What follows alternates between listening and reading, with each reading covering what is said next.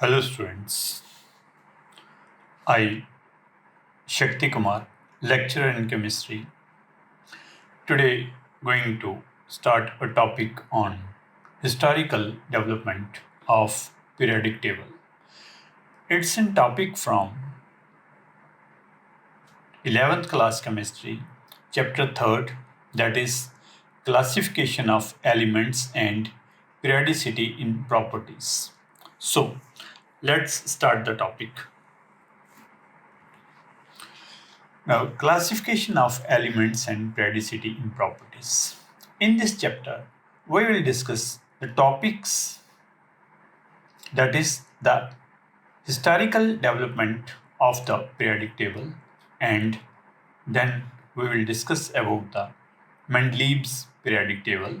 After that, we will discuss about modern periodic table and the periodic trend in physical and chemical properties of the elements. Now let's start. As we know that elements are the basic units of all types of matter, and in 1800 only 31 elements were known. But by 1865 the number of identified elements had more than doubled to 63, and now at present there are 118 elements are known, and recently discovered elements are man-made. Efforts to synthesize new elements are continuing. जैसे कि आपको पता है कि elements जो हैं वो किसी भी मैटर के बेसिक यूनिट्स हैं। तो स्टार्टिंग में 1800 में सिर्फ 31 एलिमेंट्स की डिस्कवरी हुई थी, लेकिन 1865 के आते आते जो आइडेंटिफाइड एलिमेंट्स थे वो हो गए 63, और इस टाइम 118 एलिमेंट्स जो हैं वो डिस्कवर हो चुके हैं, और रिसेंटली डिस्कवर्ड एलिमेंट्स जो हैं वो एलिमेंट्स जो हैं वो मैन मेड हैं, और efforts to synthesize new elements are continuing, और न्यू एलिमेंट्स और एलिमेंट्स को सिंथेसाइज करने की, बनाने की या डिस्कवर करने की अभी भी कोशिश जो है वो जारी है। So why it is necessary to classify the elements. Classify करना क्यों जरूरी है? क्योंकि हर इंडिविजुअल एलिमेंट के बारे में जानना, उसकी फिजिकल प्रॉपर्टीज, उसकी केमिकल प्रॉपर्टीज, और फिर उसके नंबर ऑफ कंपाउंड्स, एक एलिमेंट के नंबर ऑफ कंपाउंड्स होते हैं उनके बारे में जानना, पढ़ना बहुत मुश्किल है। इसलिए साइंटिस्ट ने क्या किया? साइंटिस्ट ने उन एलिमेंट्स को सिस्टेमेटिकली ऑर्गेनाइज किया, और ऑर्गेनाइज करके उनको क्लासिफाई किया, so that we can study the elements in groups, और इससे फिर हमारी जो स्टडी जो है एलिमेंट्स की वो आसान हो जाए। तो सबसे पहली जो कोशिश थी वो थी डेवर्नियर्स की। डेवर्नियर ने क्या किया? ट्राइड्स दिए हमें, और डेवर्नियर स्टेटेड इन हिज लॉ, उसने जो लॉ दिया, लॉ ऑफ ट्राइड्स, वो क्या कहता है? That the arithmetic mean of the atomic masses of the first and third element in the triad would be approximately equal to atomic mass of the second element in that triad।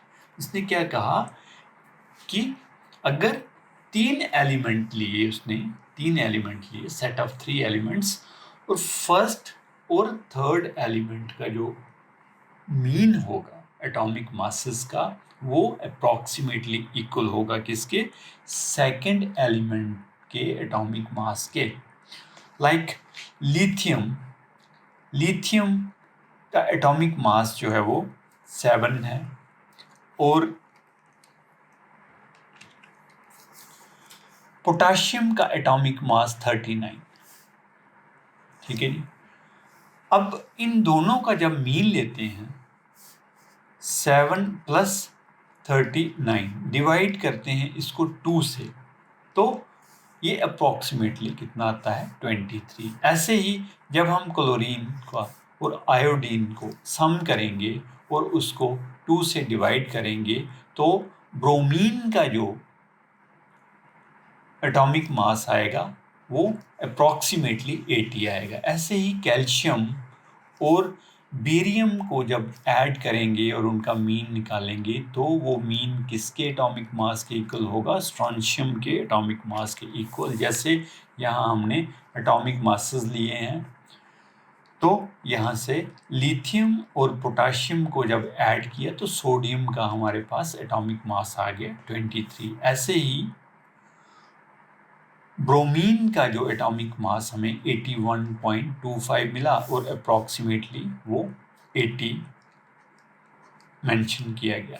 ऐसे ही यहाँ पे atomic mass जो है strontium का वो 88.5 आया।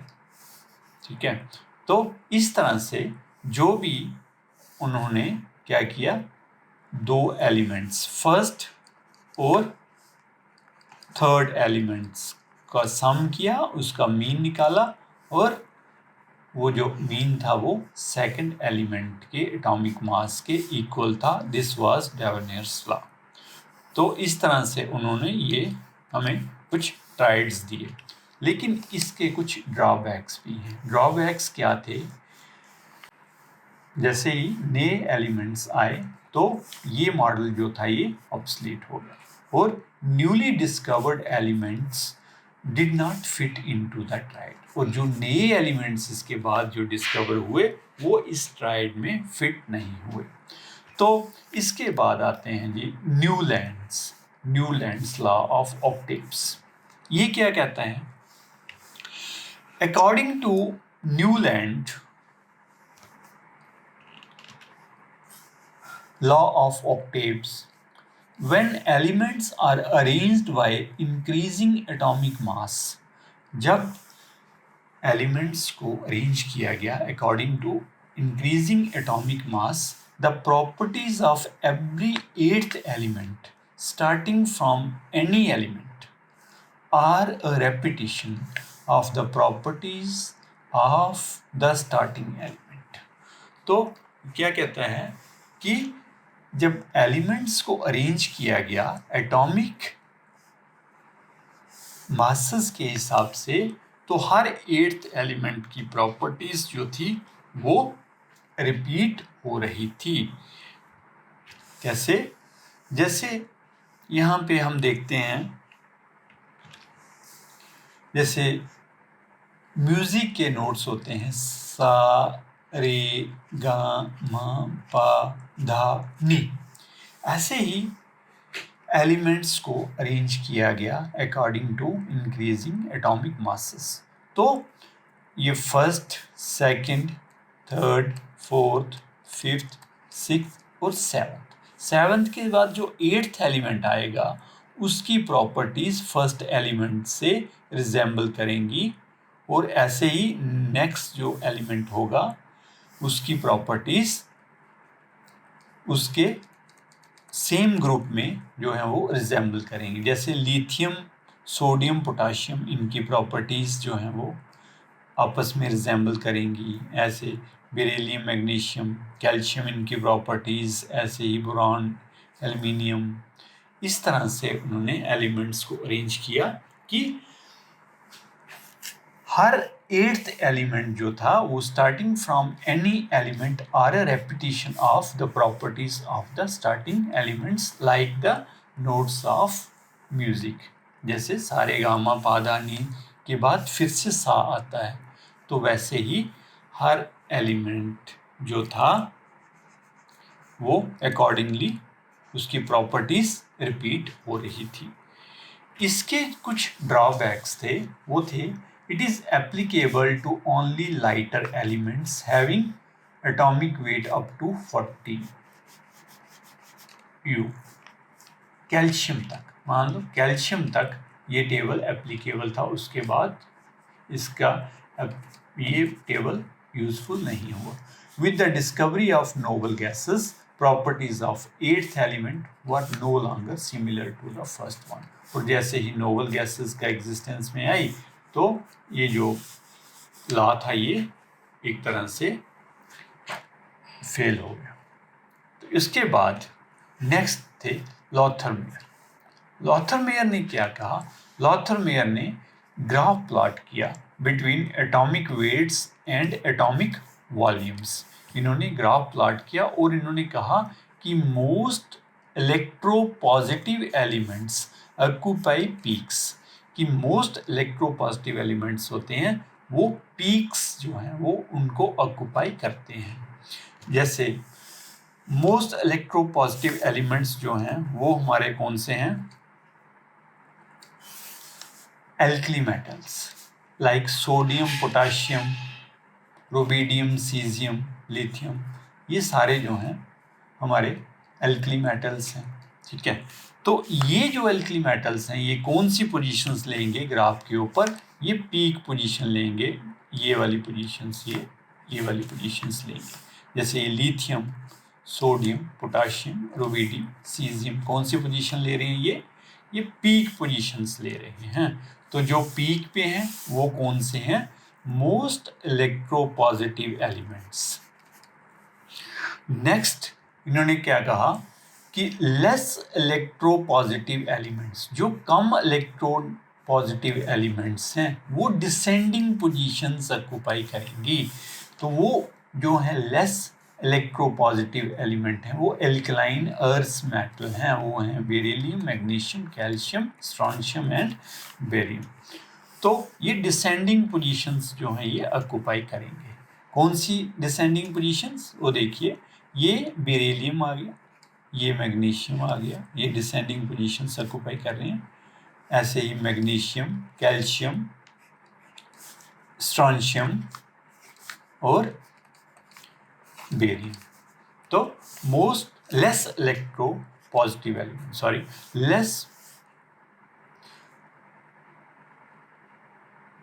so less electropositive element occupy descending positions. Now next, most electronegative elements occupy ascending positions. अब जो मोस्ट इलेक्ट्रोनेगेटिव एलिमेंट्स होंगे वो कौन से होते हैं? लाइक हैलोजेंस, ये हम बाद में आगे टेबल में पढ़ेंगे। तो दे विल ऑक्यूपाई कौन सी पोजीशंस? असेंडिंग पोजीशन, जिसमें फ्लोरीन, क्लोरीन, ब्रोमीन, आयोडीन वगैरह। तो हैलोजेंस कौन सी पोजीशन ऑक्यूपाई करती हैं? Ascending positions. लाइक ये फ्लोरीन, ये असेंडिंग पोजीशंस पे है, क्लोरीन असेंडिंग पोजीशन पे, ब्रोमीन असेंडिंग पोजीशन पे, आयोडीन असेंडिंग पोजीशंस। तो वही सारे के सारे कहाँ पे आ रहे हैं? असेंडिंग पोजीशंस पे। Now Mendeleev's periodic law. Mendeleev's periodic law states that the physical and chemical properties of the elements are periodic function of their atomic weights. तो ये क्या कहता है मेंडलीव का पीरियोडिक लॉ? ये कहता है कि फिजिकल और केमिकल प्रॉपर्टीज होती हैं जो एलिमेंट्स की, ये क्या है? पीरियोडिक फंक्शन है किसका? एटॉमिक वेट्स का। नाउ मेंडलीव्स पीरियोडिक टेबल, ये मेंडलीव्स का पीरियोडिक टेबल है। Table is based on Mendeleev's arrangement of elements in 1871. तो मेंडलीव ने क्या किया? Mendeleev arrange the elements in horizontal rows. Elements को उसने क्या किया? हॉरिजेंटल रोज में अरेंज किया, ऐसे हॉरिजेंटल रोज में एलिमेंट्स को अरेंज किया। एंड नोन एज पीरियड्स, और इन रोज को क्या बोला उसने? पीरियड्स हैं। एंड ईच वर्टिकल कॉलम, जो वर्टिकल कॉलम्स हैं इनको अप्स या ग्रुप्स बोला गया, contained elements of similar properties. और ये जो वर्टिकल कॉलम है ये एलिमेंट सिमिलर प्रॉपर्टी के एलिमेंट जो इनमें होते हैं। ठीक है जी। तो मेंडलीव्स पीरियोडिक टेबल को डिटेल से अब देखते हैं। तो फर्स्ट ऑफ ऑल इसमें क्या थे? ग्रुप्स। इसमें कितने ग्रुप्स थे? इसमें ग्रुप्स थे हमारे 1 2 3 4 5 6 7 एंड 8 ग्रुप्स। कितने ग्रुप्स थे? 8 ग्रुप्स। एंड पीरियड्स कितने हैं? 1 2 3 4 5 और 6। इसमें 8 ग्रुप्स हैं और 6 पीरियड्स। तो main features of Mendeleev periodic table क्या है? ये ग्रुप्स एंड सब ग्रुप्स। इसमें ग्रुप्स भी हैं और सब ग्रुप भी। हर ग्रुप जो है वो एक सब ग्रुप में डिवाइडेड है। ए इज वन सब ग्रुप, बी इज वन सब ग्रुप। तो each group is divided into sub groups. सबसे पहले हर ग्रुप जो है, मैंने आपको 8 ग्रुप बताए, तो हर ग्रुप जो है वो ए बी सब ग्रुप में डिवाइडेड है, एक्सेप्ट जो है 8th ग्रुप को छोड़ के, उसमें जो है सब ग्रुप कितने हैं? 3। तो there are 8 groups 1 to 8, right? 1 to 8 groups हैं हमारे पास। And 0 group was not present at that time. उस टाइम 0 ग्रुप जो था वो प्रेजेंट नहीं था, with the exception of the group 8th group को अगर छोड़ दें, each group of the remaining group are sub divided into sub groups A and B. अब 8th ग्रुप को छोड़ दें, जिसमें मैंने आपको बताया कि ये 3 सब ग्रुप्स में डिवाइडेड है। बाकी सारे जो फर्स्ट 7 ग्रुप्स हैं वो 2 ग्रुप्स में डिवाइडेड हैं, वो ए और बी। हर ग्रुप ए और बी ग्रुप में डिवाइडेड है। पीरियड्स क्या थे? हॉरिजेंटल रोज को क्या बोला गया? पीरियड्स। जैसे मैंने आपको बताया, there are 6 periods and there are 6 periods numbered from 1 2 3 4 5 and 6. The number of elements in each period are, first period में कितने एलिमेंट्स हैं? 2। फर्स्ट पीरियड में 2 elements. Second period and third period, second और third period में कितने elements हैं? 8। And fourth period में कितने एलिमेंट्स हैं? 18 elements. This is a long period, this is a short period. Second और थर्ड पीरियड को शॉर्ट पीरियड बोलते हैं, और फोर्थ पीरियड और फिफ्थ पीरियड जिसमें 18 एलिमेंट्स हैं, इसको लॉन्ग पीरियड्स बोलते हैं। उसके बाद हमारा था 6 पीरियड। 6 पीरियड में 32 एलिमेंट्स थे, including 14 rare earth metals. So periods कितने थे इसमें? 6।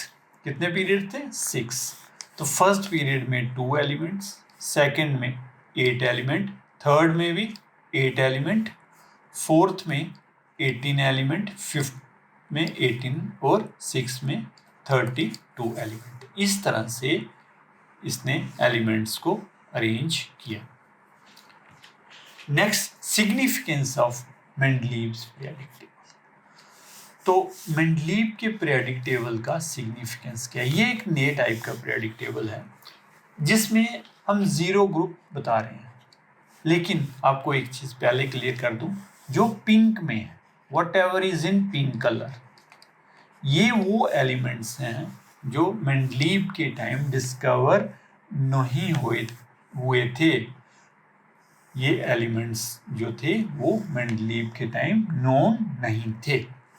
सो फर्स्ट जो है सिग्निफिकेंस क्या है? Systematic study of elements and there compounds. Mendeleev ने क्या किया? सिस्टेमेटिक स्टडी की, किसकी? एलिमेंट्स और उनके कंपाउंड्स की। और knowing the property of one element in A group, अगर हमें एलिमेंट की ग्रुप में, जिस ग्रुप में वो एलिमेंट है, अगर एक एलिमेंट की प्रॉपर्टी हमें पता है तो properties of other elements can be predicted.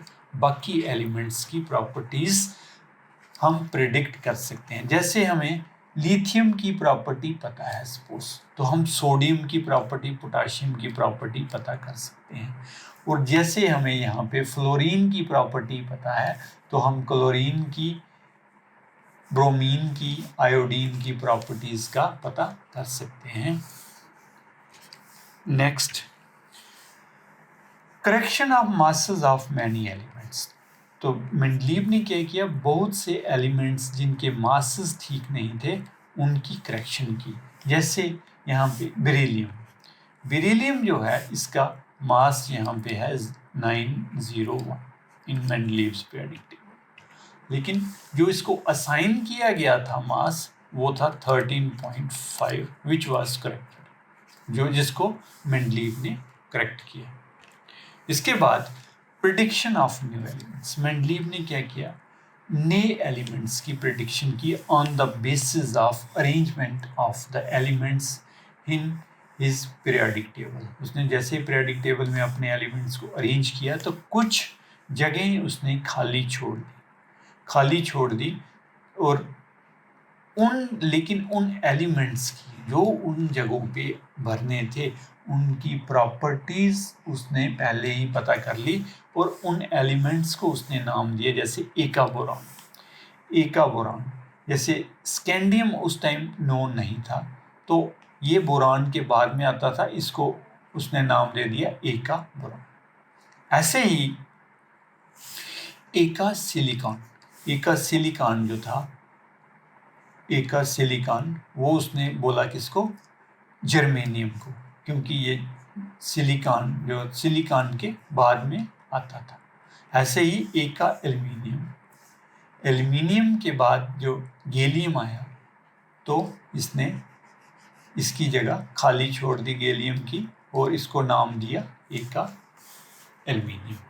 तो इस तरह एलिमेंट्स को अरेंज करने से वो बहुत से एलिमेंट्स की, अननोन एलिमेंट्स की प्रॉपर्टीज भी प्रिडिक्ट कर सका। अब defects in Mendeleev's periodic table, क्या डिफेक्ट्स थे मेंडलीव के पीरियोडिक टेबल?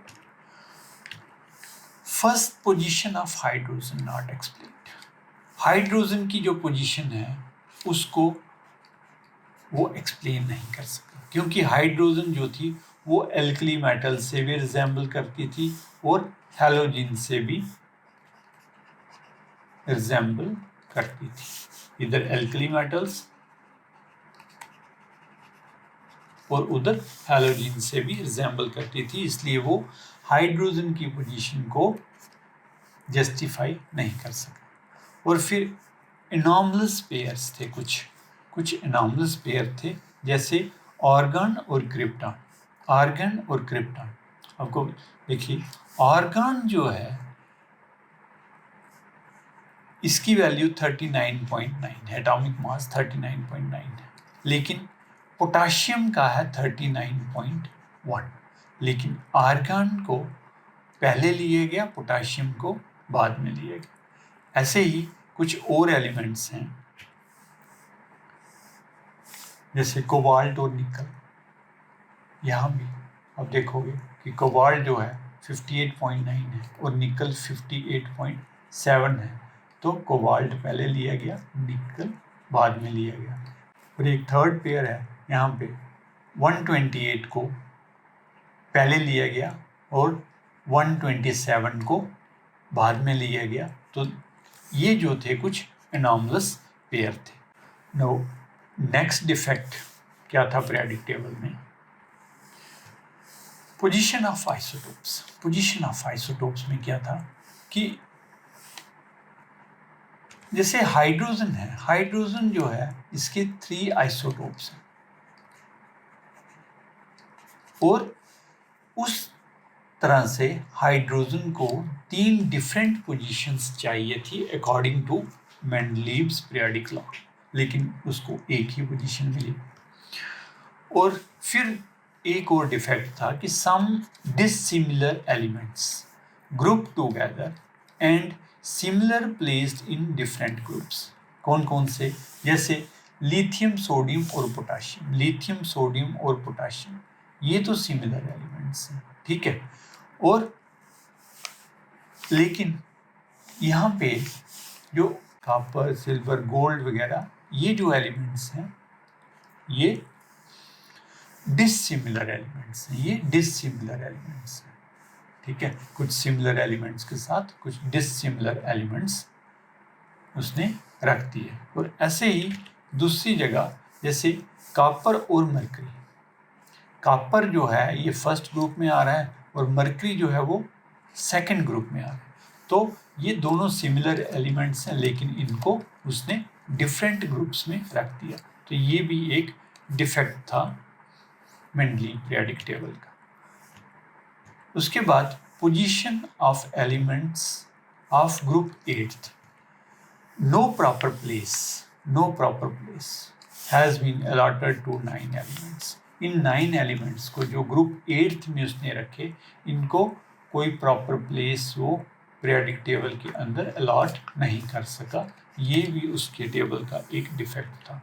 और प्लेस्ड विदाउट एनी जस्टिफिकेशन, उसने and placed without any justification on 3 triads, और उन एलिमेंट्स को उसने बगैर किसी जस्टिफिकेशन के 3 ट्राइड्स में एक जगह पे रख दिया। उसके बाद position of lanthanides and actinides not given proper position. Lanthanide और एक्टिनाइड्स को भी वो प्रॉपर पोजीशन नहीं दे सका, and no justification provided for this ambiguity, और इसके बारे में कोई जस्टिफिकेशन भी नहीं दी गई। So this was all about Mendeleev's periodic table. In next topic we will talk about modern periodic law. Thank you.